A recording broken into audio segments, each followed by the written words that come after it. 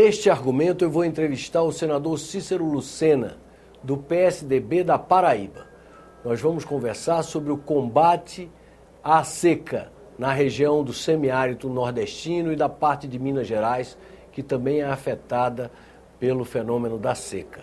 Senador Cícero Lucena, o senhor foi relator de uma MP que transitou recentemente aqui no Congresso, exatamente procurando minorar a situação de endividamento dos agricultores que sofreram com a seca.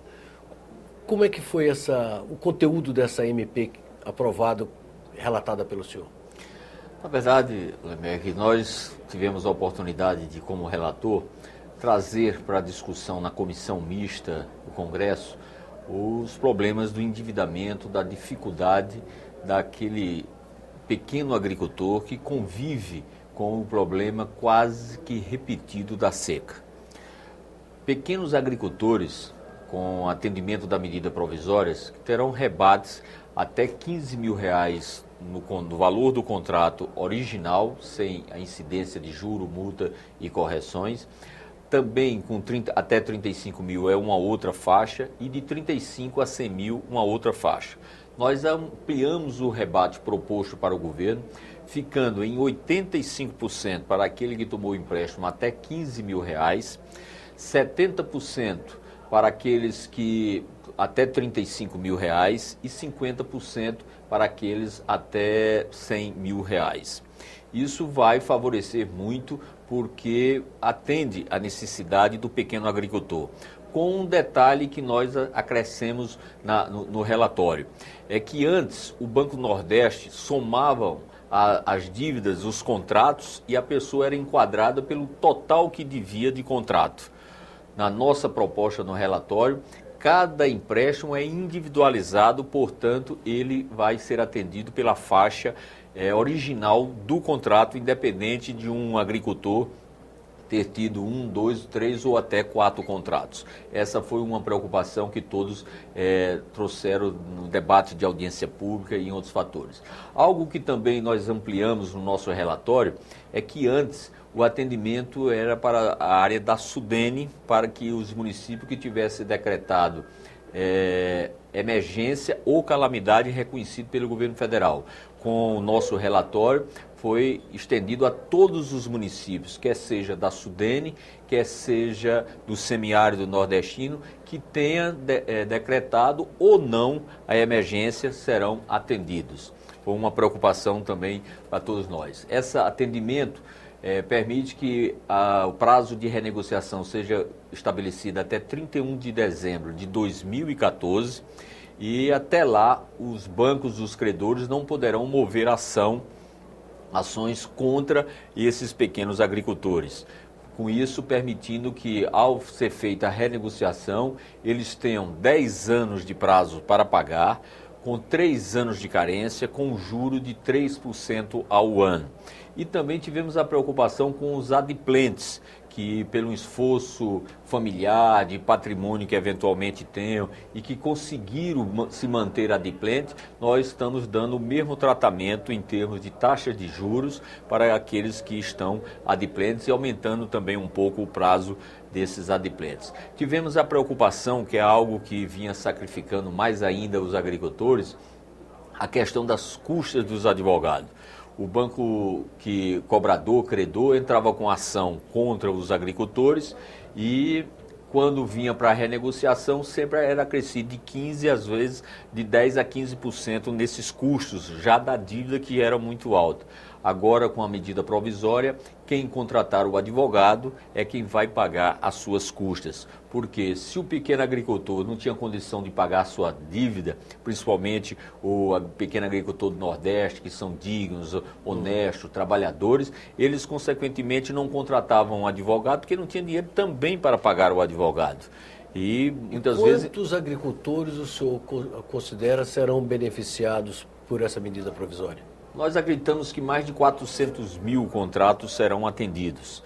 É algo que, sem dúvida nenhuma, não só vai dar condição de tranquilidade, de paz, porque, Hollenberg, você precisa ver o seguinte: um cidadão desse que tem uma propriedade pequena no Nordeste, Ali é o único meio de vida, de sobrevivência, de sustento da sua família.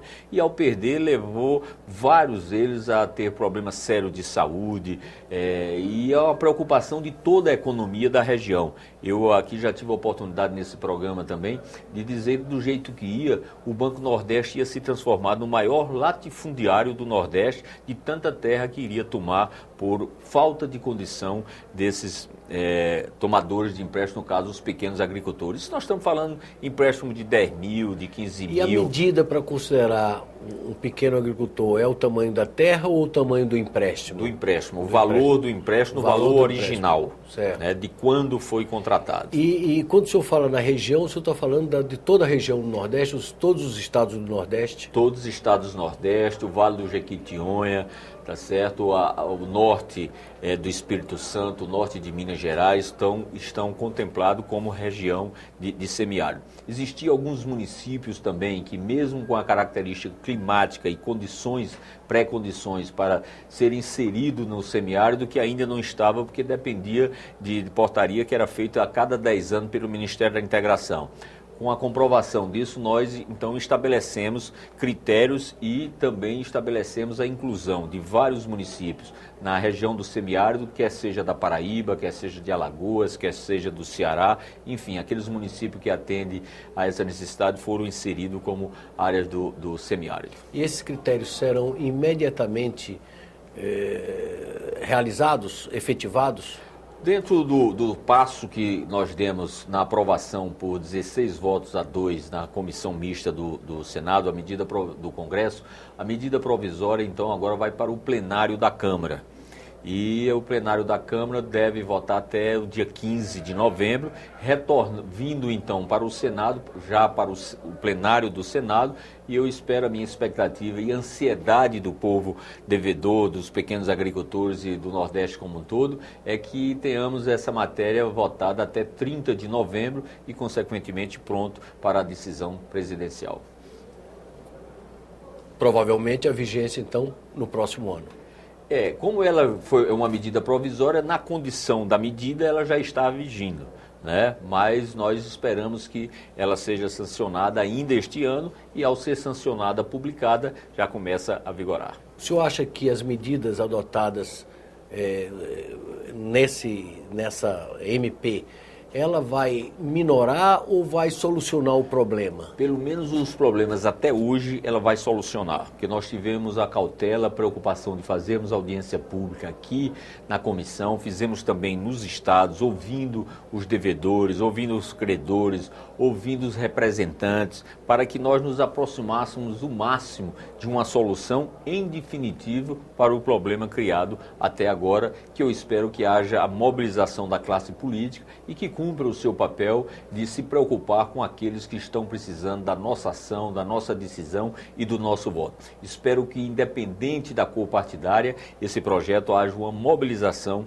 para que ele seja aprovado pela justiça que ele faz àqueles que devem e que têm a sua terra, o seu único patrimônio para a sobrevivência da sua família. E a seca em si passou ou ainda está afetando lá algumas regiões? Afetando com muita preocupação. Eu posso falar diretamente sobre o meu estado. Para você ter ideia, nós temos mais de 20 açudes que abasteciam cidades que estão com menos de 5% do volume de água. Na Paraíba. Nós temos mais de 25 açudes que estão com menos de 20% de água. E todos nós sabemos que um índice desse já há uma tendência muito forte da água não ser sadia, não ser salobre para o consumo humano. Então há uma preocupação muito grande. Eu tenho dito que o governo tem que ter uma ação de planejamento e de ação imediata, não é esperar a seca chegar, é adotar, por exemplo, distribuir, tá certo, as cisternas que dizem que já estão estocadas em alguns órgãos públicos. Então, que faça essa distribuição. É recuperar milhares de poços que existem no Nordeste, que falta manutenção, ou falta equipamento, ou falta instalar os equipamentos. Então, o governo tem várias medidas que podem ser executadas agora, sem esperar que a desgraça da seca ocorra. O senhor já está convidado para um outro momento a gente conversar mais longamente sobre como combater de forma estrutural o fenômeno da seca no Brasil. Sem dúvida, eu acho que isso é uma ação de governo, é um planejamento e a consciência de que, na verdade, nós não devemos combater a seca, devemos traçar ações de convivência com a seca, já que é um fenômeno repetitivo na nossa história. Senador, muito obrigado pela entrevista. Eu que agradeço. Vocês acabam de assistir uma entrevista com o senador Cícero Lucena, do PSDB da Paraíba.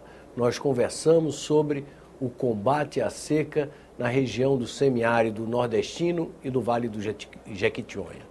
Aqueles que quiserem encaminhar sugestões, comentários ou críticas, podem fazê-lo via Alô Senado no número 0800 612211 ou através do nosso portal na internet, no endereço www.senado.leg.br/TV.